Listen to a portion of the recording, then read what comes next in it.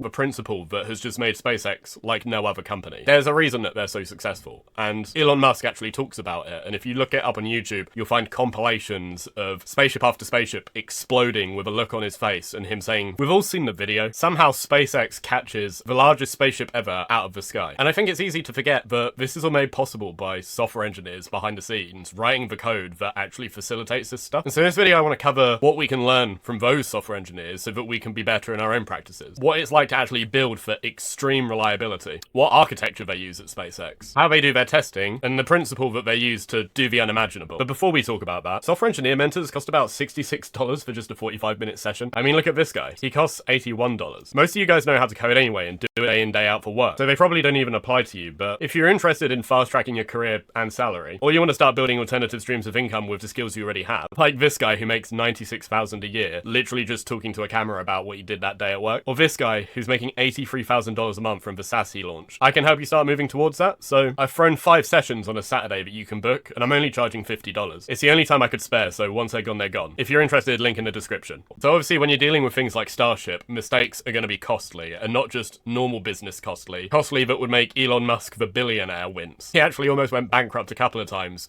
running the original tests that got SpaceX off the ground. Now, SpaceX actually has announced what the approach that they use to ensure that their code is reliable, and it's something called triplex redundancy. Now, this is probably something you haven't heard of before, and even the more experienced software engineers probably would never use this, and it's because you have to be in a very niche kind of industry for this to be worth the cost of doing, and essentially it's just having 3 parallel systems that all constantly check each other. If you put all your eggs in one basket, that might be fine if, you know, your website goes down for 10 minutes and you can get it back up again, but like I said, if you're trying to catch a rocket out of the sky, you probably want a few baskets and a few eggs. And it's not only used at SpaceX, actually aerospace companies use this, so it's not outside the realm of possibility that you do come across. And what these systems are essentially doing is all coming up with their own independent answers and then checking that they all got the same one, because if one of them didn't, something's gone wrong. And if you write these systems in complete isolation, then you know that either all 3 teams have made the same mistake while building this select piece of code, or is something reliable. Now, obviously at work, you're probably not going to get the budget to, every time you do a task,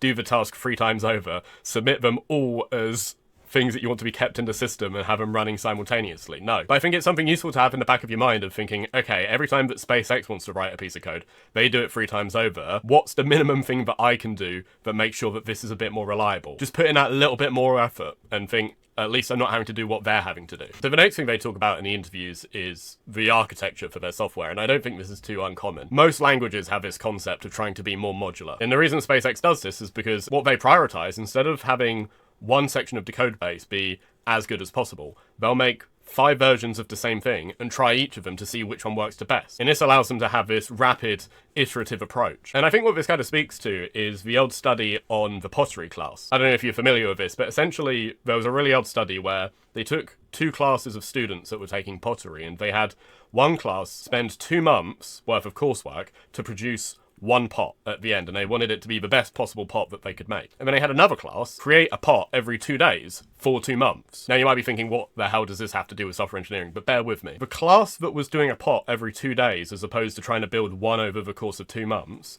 by the time that they were on their 15th or 16th pot, the quality of their pots ended up being higher than the average student that was taking 2 months to make a pot. And by the time that most of them reached the end, there wasn't a single pot by the people who were rapidly and iteratively making their pots that had a worse pot than the people who had been given 2 months to do it, even though it had only taken them 2 days at most to make any one of them, and the other class had been taking 2 months just to do that one thing. And the lesson to take away there is rapid iteration isn't just about doing things fast and easy. By doing multiple versions of the same thing, you're gaining insights and experience, and you're trying out different things that otherwise you might not have. It's forcing you to adapt. And what you get at the end might be better than what you'd made to begin with if you just set yourself a long goal of saying, right, I'm going to make this as high quality as I can and give myself a week, instead of trying to do 3 different versions in 2.5 days each. And they use this concept also with their testing. And they take the concept just a little bit further. They don't just iteratively test as much as they can, they test the most extreme edge cases, because when the stakes are this high, you just have to make sure that nothing's missed. And if we've all written unit tests before, we all know like how many possibilities there are for any given function. The more logic that goes into it, you have the amount of paths just exponentially grow. So the next time you run coverage for your unit tests and you see that you're only covering 70% of a class, maybe think, yeah, I could push it up another 10, 15%. And lastly, I want to talk about the principle that has just made SpaceX like no other company. There's a reason that they're so successful, and Elon Musk actually talks about it. And if you look it up on YouTube, you'll find compilations of spaceship after spaceship exploding with a look on his face and him saying things like, well, we're not going to give up. Failing is part of the process. And that was his tweets and his announcements every single time. Even when it brought him close to bankrupt, this was a guy that was saying, this is part of the process. If you want us to do it, this is what needs to happen. And after 20 failures, the 21st one worked, and now he's got a business that is making bigger steps than NASA has in years. And his principle is embrace failure as part of success. I think we forget it, especially after a couple of years of being in a career, that